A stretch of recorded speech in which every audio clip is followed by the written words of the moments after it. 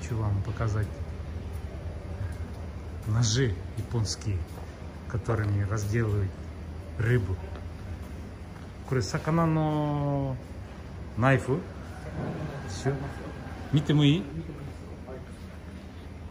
Вот тебе. General purpose, general use. で、魚の。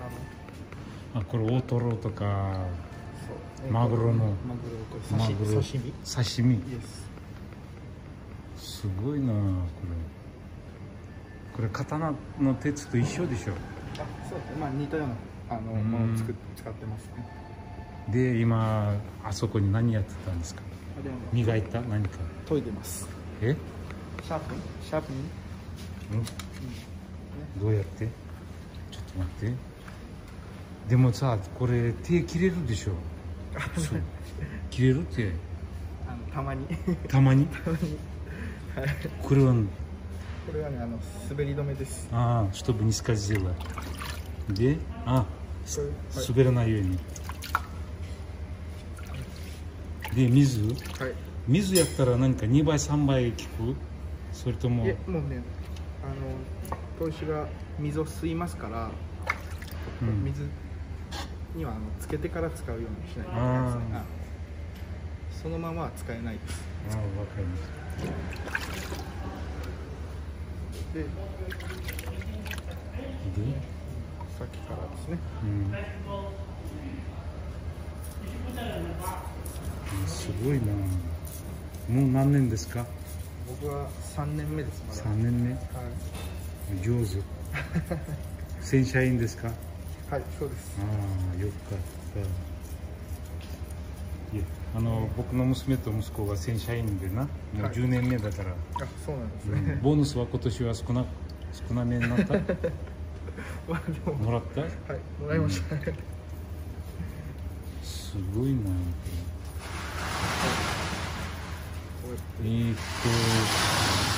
名前がわからないんですよ。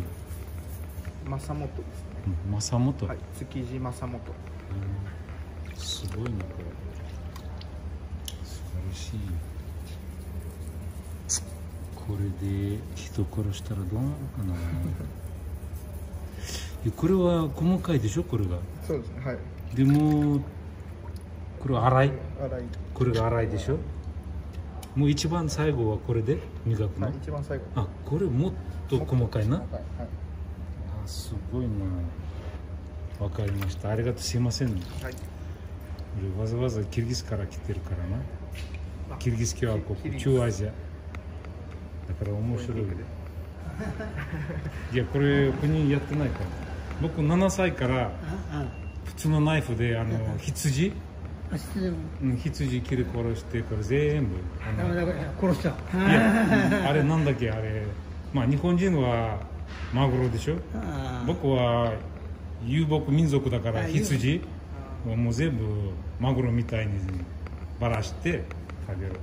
まあその前に神様にお祈りって感謝よって。一緒のことやってるよ。オーストラリアとかモンゴルじゃないね。モンゴルじゃないよ。昔々のとこ話よ。日本人が下に行って海の方行って魚食べて、私たちは山の方に行って羊食べてる。でも顔とあれは一緒、同じ。その話。すいません。はい。ありがとうございました。コロナで閉まってるから残念な。はい、ありがとうございます。